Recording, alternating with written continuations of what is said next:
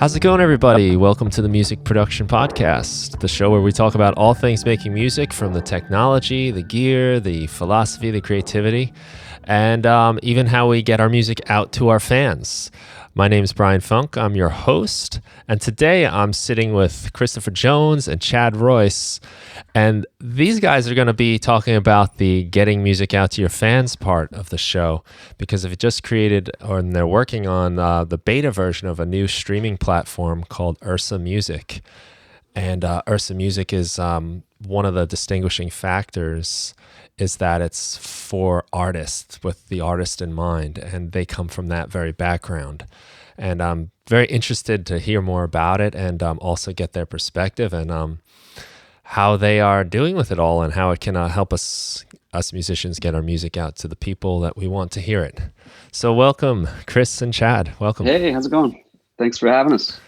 Yeah, thank you guys for being here. I appreciate the time and also the effort you're putting into this noble cause. Yep.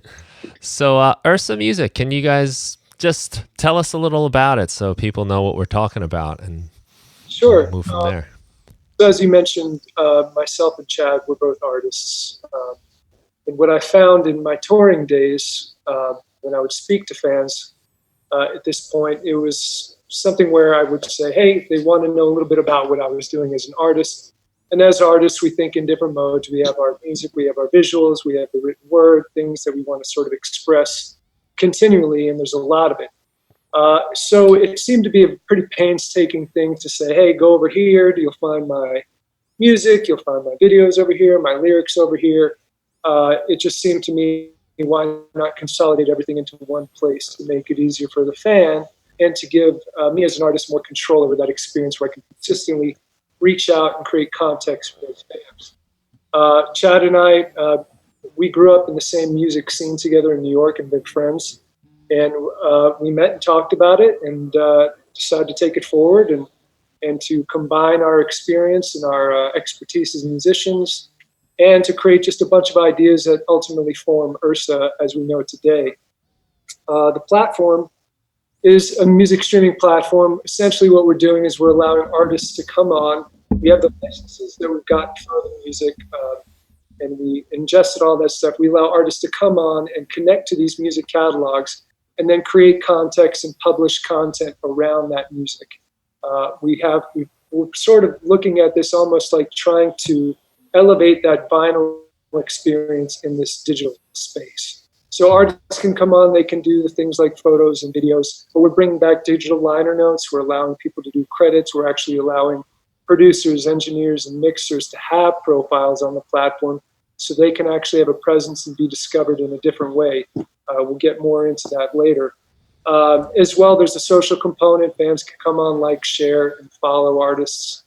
So we really felt like this sense of consolidation was the vision for the future. We're also going to allow people, fans specifically, or anyone really, to buy tickets, merch. We're going to do some live streaming, finding a lot of diverse revenue streams for artists to make sure they're able to maintain a career in this sort of DIY space. They're going to get the streaming monies from whatever fans stream, but aside from that, trying to be creative to offer them more ways to make money and to control their careers in this environment. Nice. Yeah. So the idea is to kind of bring it all together, I guess.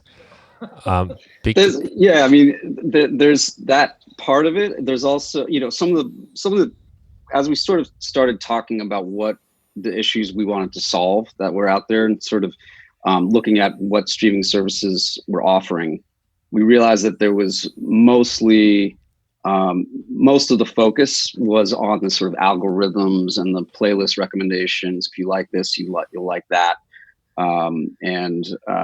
Tap play on a song essentially, and we'll generate a playlist for you. Sit back and, put your phone away, and just, there's no engagement. They've sort of left the artist out of it completely. So even if you discover a song that you like, there's really no way to connect with that artist in a meaningful way. You have to go out to Instagram or Facebook or, YouTube to check out their videos. So to Chris's point, we sort of thought, why not just give them everything right there? So if there's something you discover, you can actually, we've designed this music player that we have for engagement. So on Spotify, you just get the cover art, whereas with URSA, you get the cover art. If you slide over one screen, you get the credits for that release.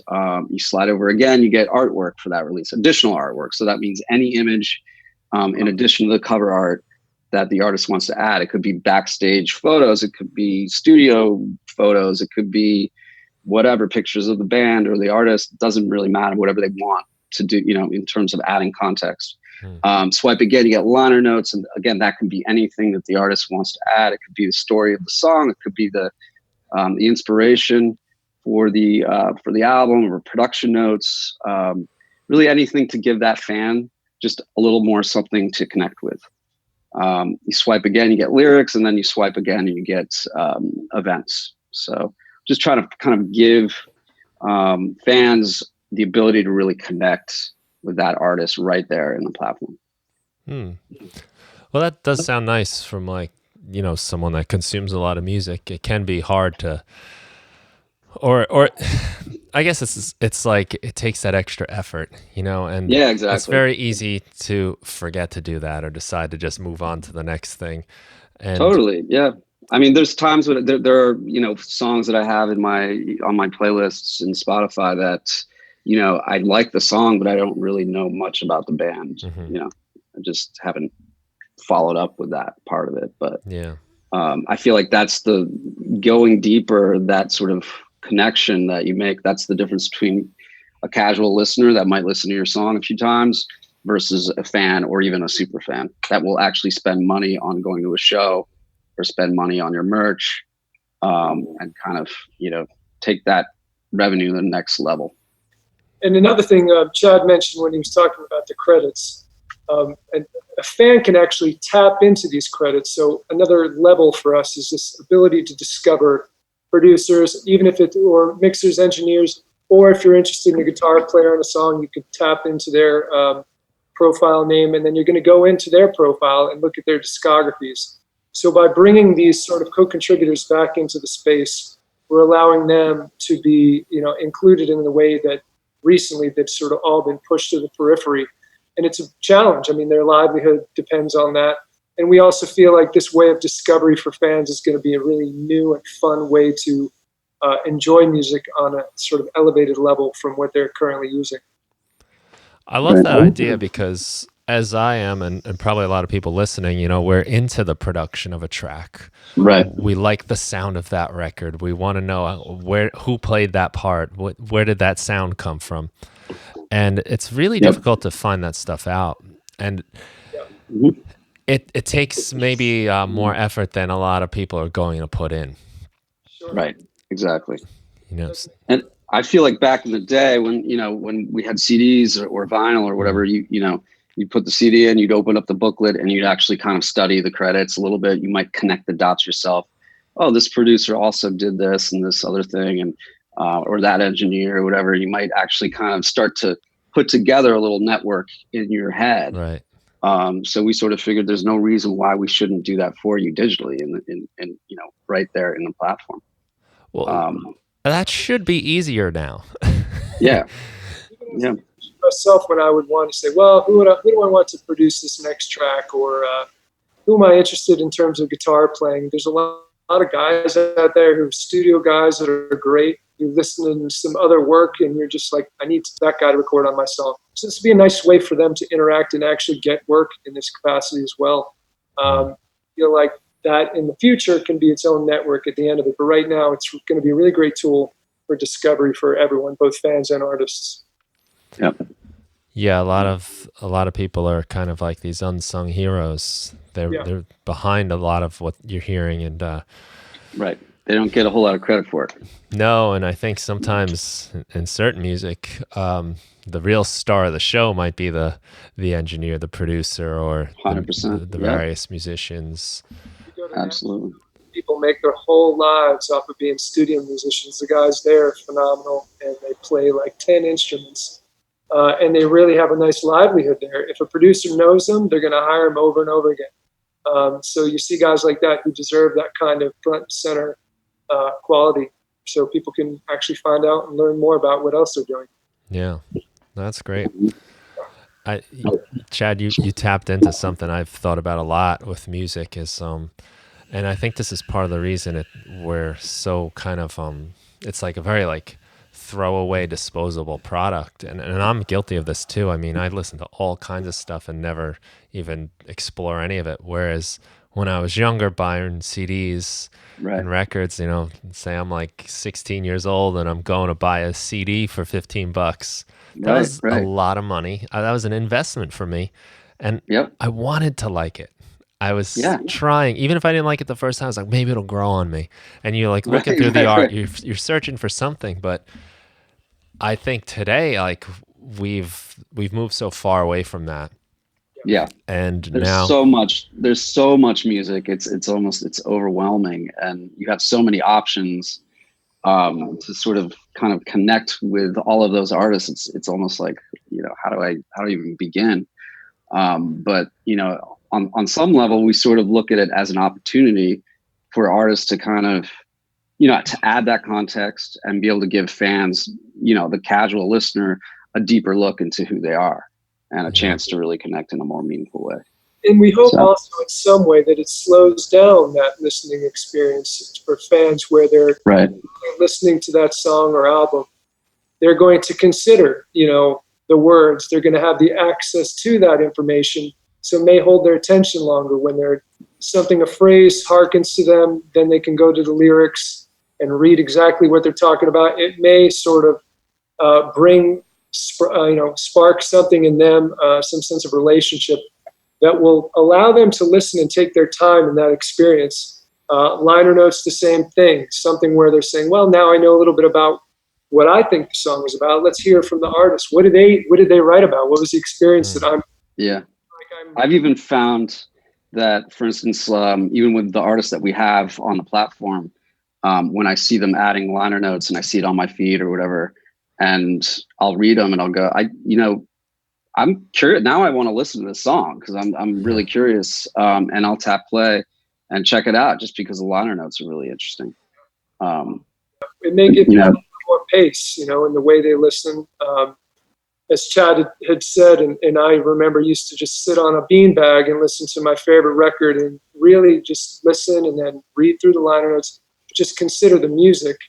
We're hoping that by sort of trying to take that approach in this digital space, it will do that same thing for a new fan. And especially kids who, to your point earlier, are moving from one track to the next track to the next track, maybe not even finishing the song. This may give them something more to think about. Something to hook them in a little longer to keep their attention. Yeah. Well, I could only imagine take a record like Sgt. Pepper's. So much of that record is the visual that comes with it and the music. Right. Like looking at the collage of people on the cover, and if you open the vinyl, it comes with like mustaches and like cutouts you can play with. I mean, it's a world. It's a whole universe you're going in, and I could just imagine if that came out today, like you wouldn't get that. You lose out on. You just hear the song. You might hear like "Lucy in the Sky with Diamonds" and move on to the next track. That's not even the Beatles anymore. Right. Yeah, I mean, in terms of it being sort of this whole experience, and I was saying, artists like to create. As soon as they think of a song, they're not only thinking of the song, they're thinking of the video for the song, and they're thinking of the artwork for the album, and they're thinking about how they want to dress on stage, and they're thinking about what do they want to do. What's the first show poster going to look like? So our ability to sort of think in all these different modes is what makes this unique, music especially. And if there's a way to express all that and anchor it, by the music, I think it's going to be a really powerful tool, not only for artists, but to your point, maybe somebody won't pass over that song as readily as they had in the past. I could imagine it like handwritten lyrics maybe from the Notebook where they came out. Yeah, exactly. Or just the stories, things that maybe you couldn't even fit in a CD artwork because it's just too much information. Right. It could be it's cool, and I've been baffled by this for so long, how as we've gotten more technology, like in a way music has suffered because even the quality, we're on MP3s most of the time streaming, whereas CD quality is so much more than that. It was actually a question I wanted to ask you guys about, like what you were doing with the actual stream of the songs. Is it like, what kind of rate is it? Are there any sort of like high fidelity plans? We don't have any plans for high fidelity yet, but definitely can do something like that down the road. In terms of the rate per stream, is that what you're asking about? Yeah. Yeah, so we're actually working with what's called a white label streaming service. Essentially, they have all the licenses with the labels, and they go out and get permission from distributors and labels for us to stream the music through them, and we can like have our own brand and obviously build our own platform. But essentially, the music portion is kind of streaming through their APIs. So, in terms of the rate per stream, it's kind of a hard thing to calculate because obviously we don't have any users yet.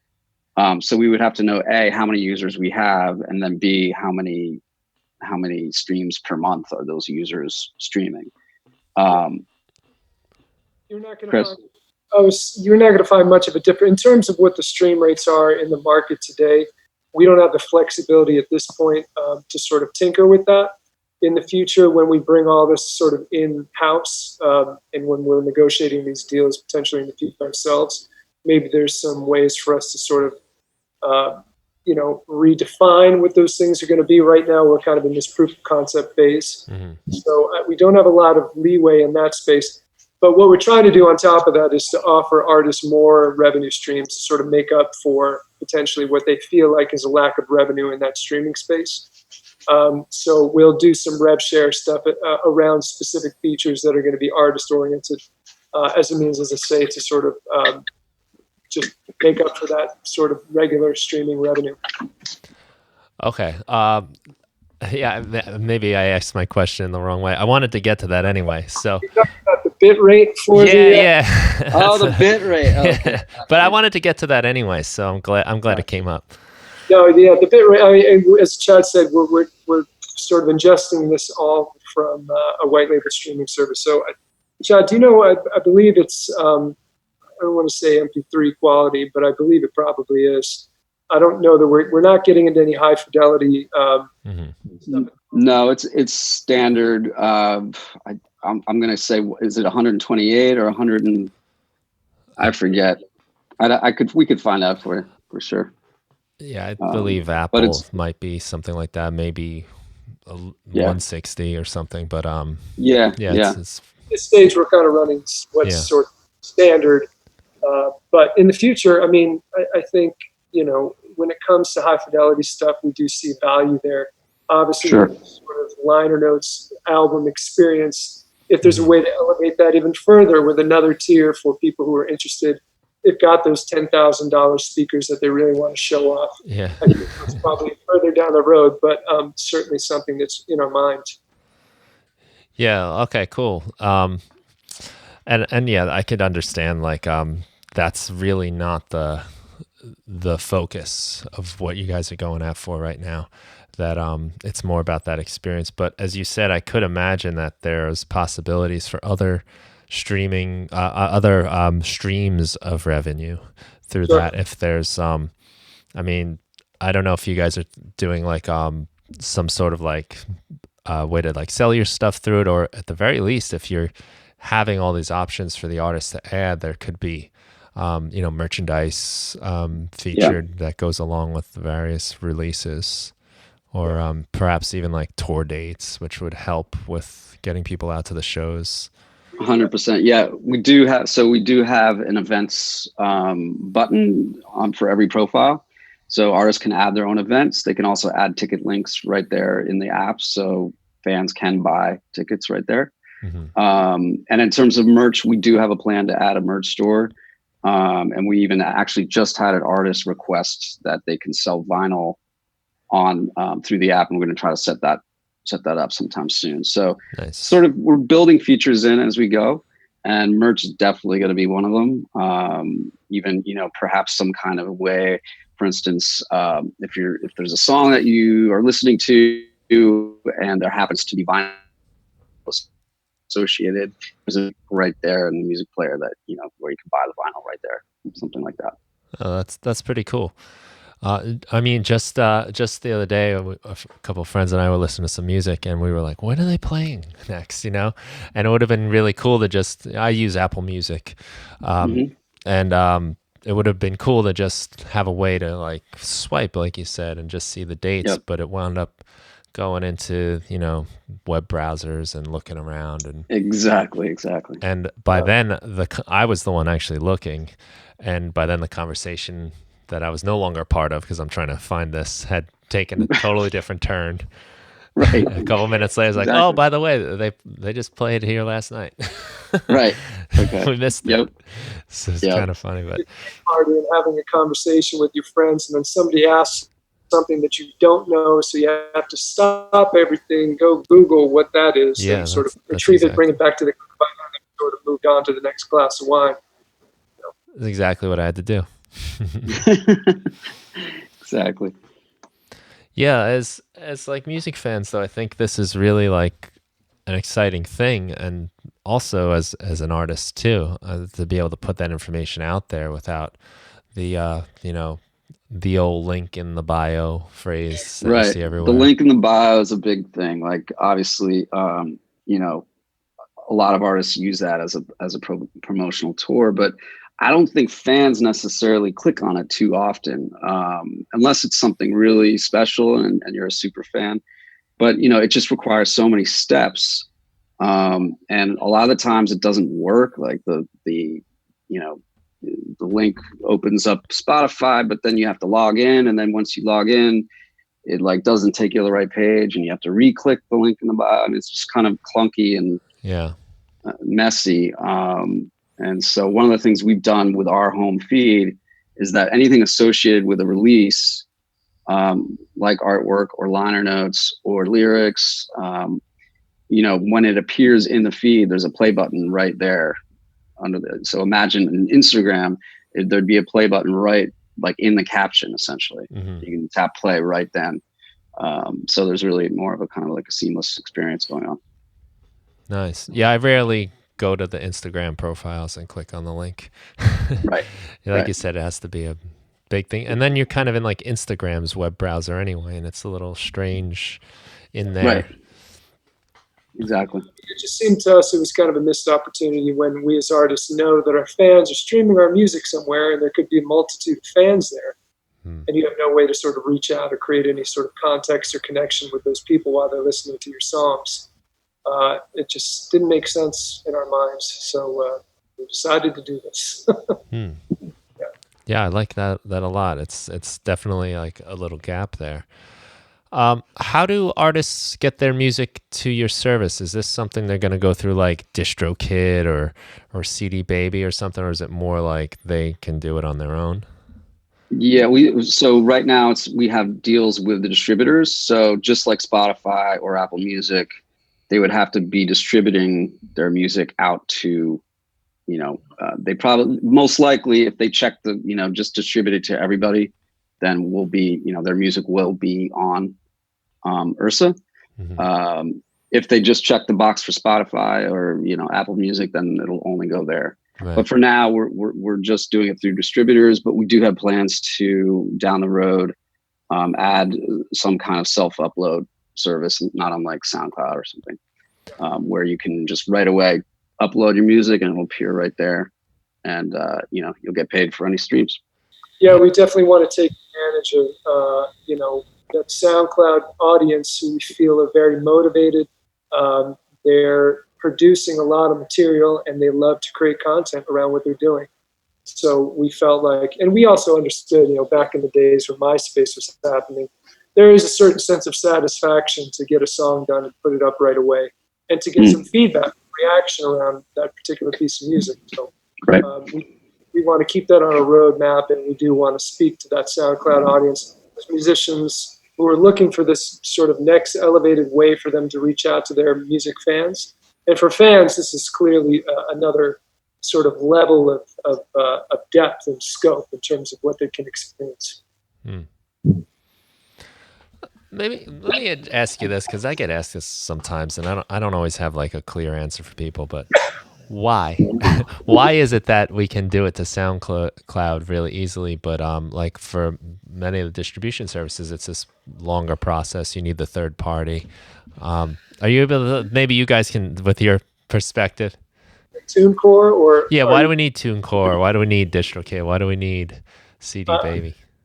think I think it's just to make sure that the rights holders get paid properly, and because otherwise you could just kind of upload your music to a bunch of servers and not, you get paid for it. Maybe you don't pay the other rights holders or whatever. Yeah. So it's just a way to sort of gatekeep that process and make sure that everyone's getting paid. Yeah, my perspective, I think that stuff is going to be phased out. You're going to start seeing, and you already are seeing, companies who are asking Yep. directly upload to them. I think it made sense in the beginning when people were getting control or handle on this whole digital space. And I could be wrong, but I just see that kind of stuff phasing out over time, and it going directly to streaming mechanisms. People can do whatever they want to do. That's my feeling. We'll see if that happens. Yeah. Well, for instance, Spotify is already offering or starting to offer like a beta of where you can upload your music, and then they'll distribute it for you to the other streaming services. So it seems like everybody's kind of going in that direction where, the streaming services are starting to act like distributors as well. Yeah, I think SoundCloud is also offering like kind of a beta Yeah. of that. Yep. That I didn't qualify for. I got like the sad keep going. It's like keep it up, slugger. You'll do it one day. You got the gear Nice. in our room, so I'm sure you will. Thank you. So that's cool. That's cool. And it does. I think like that. It is important to kind of protect, the people with the rights to the music and to the songs. Because if you go on YouTube, you can always find videos that are unauthorized and put up by people that don't own any of the rights. And it's like the music video for Beat It or something. And, and then like it's just somebody put it up. And Exactly. I could see how that could be a concern. That's another strong suit for us in that, the sort of rights distribution and credits and all these things in terms of how people are getting paid, it's so scattered, and a lot of people are trying to solve this issue. There's not one specific space where all of these things are sort of, and there's not a repository that is consistent through all platforms. And what's great about URSA is that we are going to be able to take in and have fields for so many different kinds of information. Any kind of music creditor you want, get into the rights. We're going to get into everything. So all of this information will be within our platform, and it could in time provide, sort of the basis for something that is larger and becomes more widespread. We'll see. But what's good about us is that we're asking artists, we're asking for all of this content because we do think it's crucially important. We're not trying to omit certain things out of convenience or because it doesn't fit into the UX experience. We want it all. We have a way to show it all. And I think it's another important thing to keep in mind, especially for us as a business, but for artists long term. Now, is there like any sort of like interaction with the fans? Like, suppose I'm listening to something on URSA, can I contact or comment or? You can like any piece of content. So that includes albums, that includes any song on an album, any singles, any of the photos, videos, artwork, liner notes, lyrics, all that stuff. You can like, comment, and share.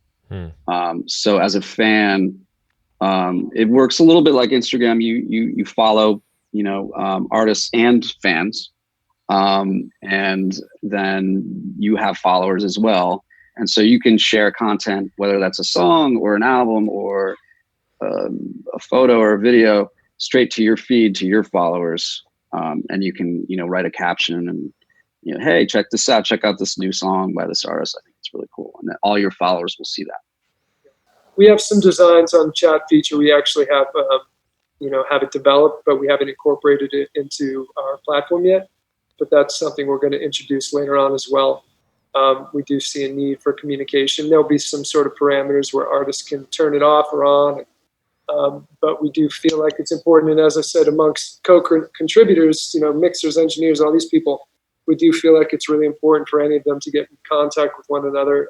And especially, as I said, looking towards more of a network phase of that.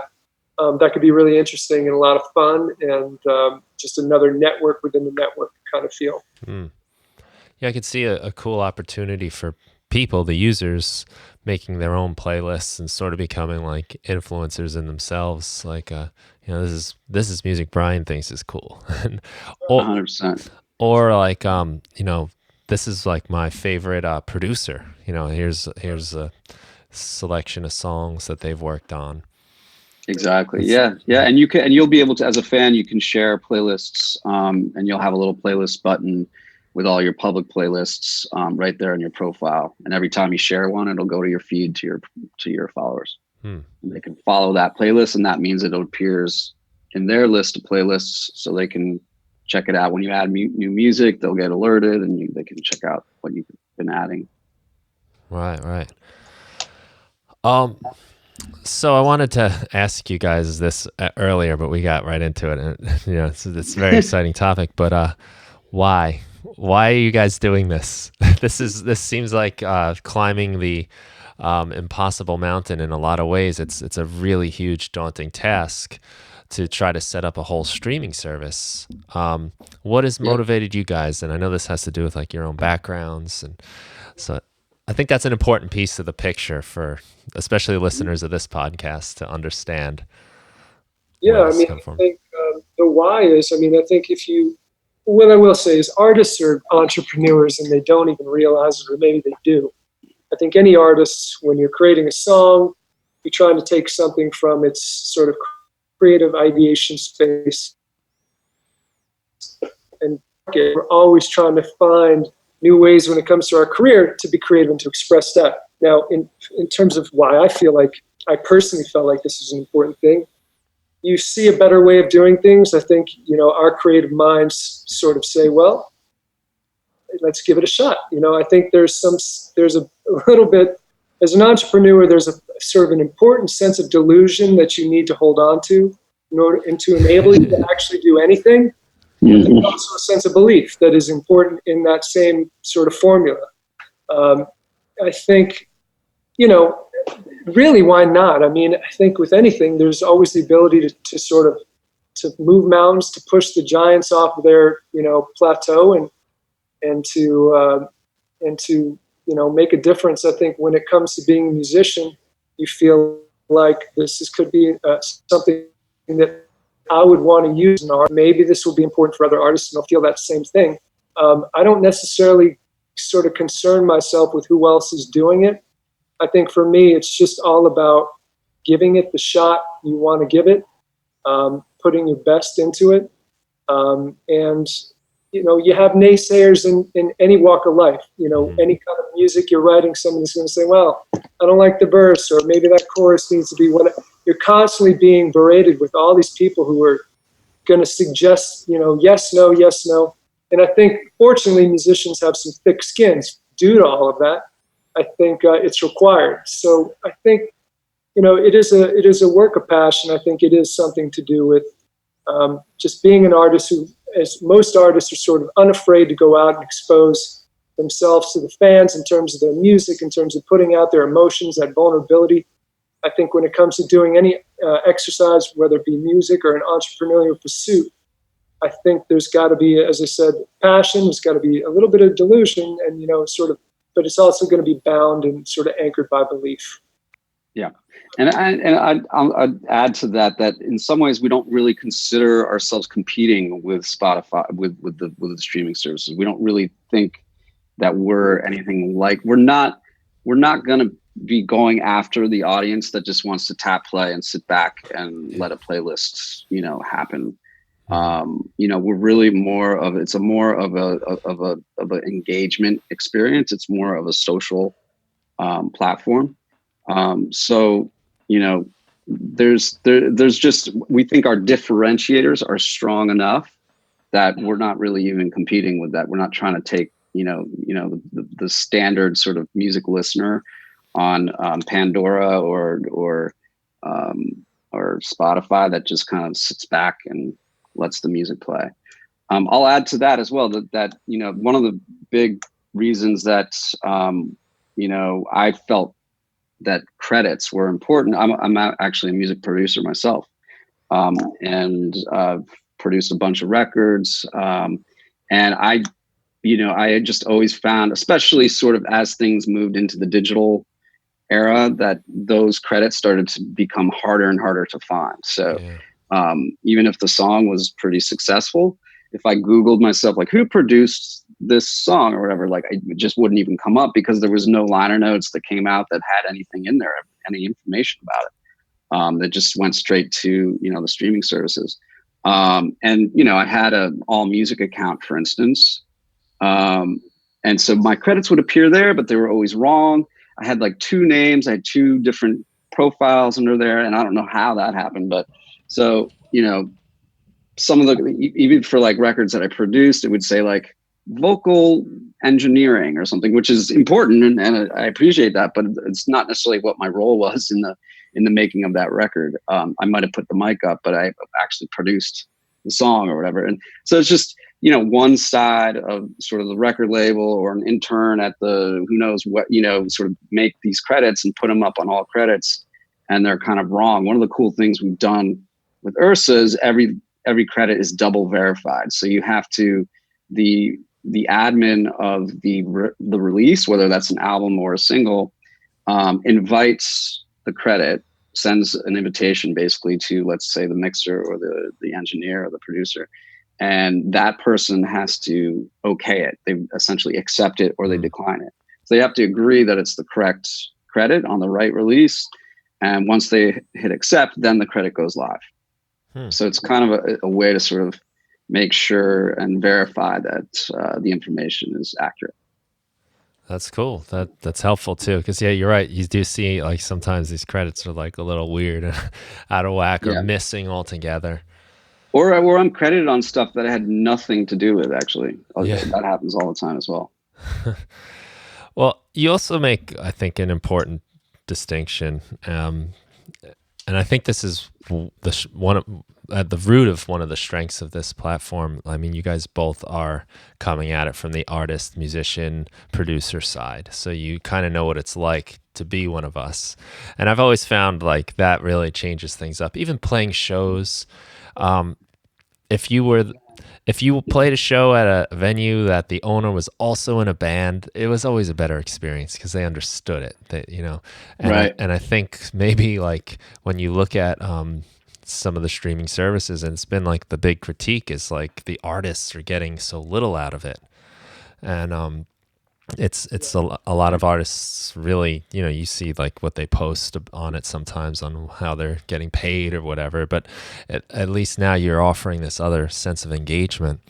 But what I think is really important too is like to not compete with them. Like you said, like there are kind of like two different types of people that listen to music. They're the people that just want it on at the party. They just need a beat or whatever it is, or they're studying and they don't care what's on, and at least that much. And then there's the people that are like, opening the books, going online, searching the artists, researching, like you said, Chris, sitting on their beanbag chair with the album, flipping through it.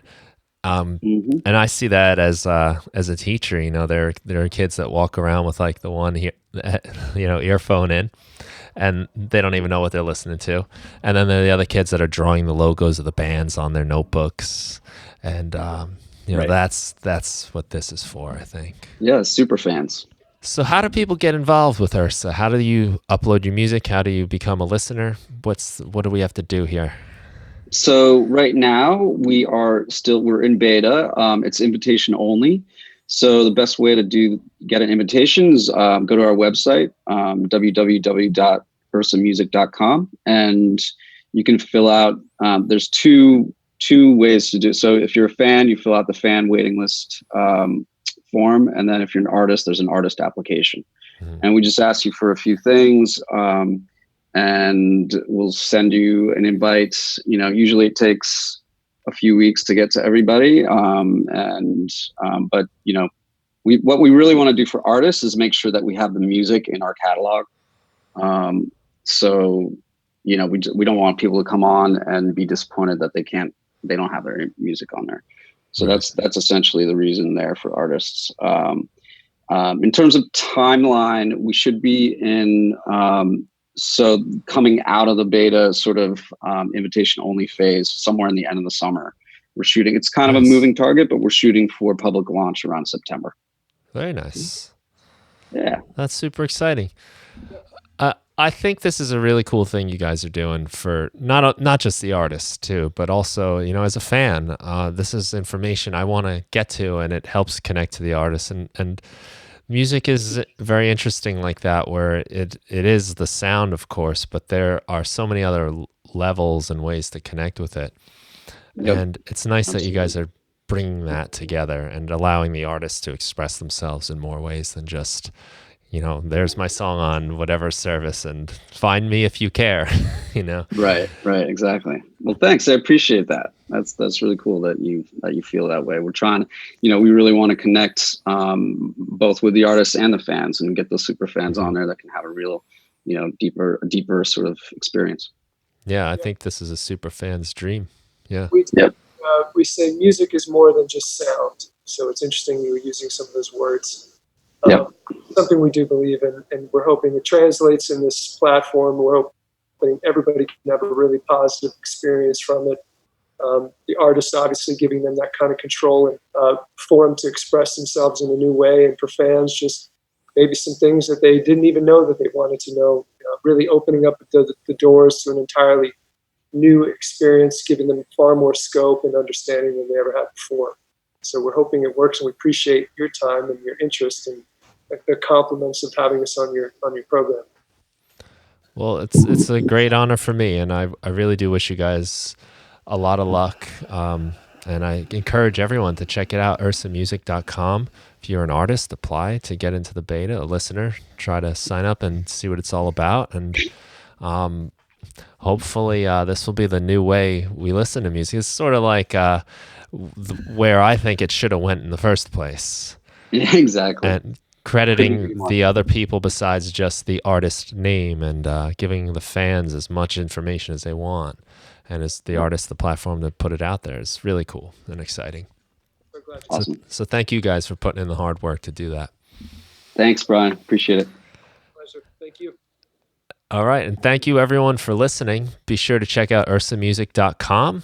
It's very exciting. There's a lot of information on the site, some videos that really condense it nicely too, and social media to follow. And I think this could be something that's really cool and exciting for musicians and listeners alike. So check it out, and thanks for listening.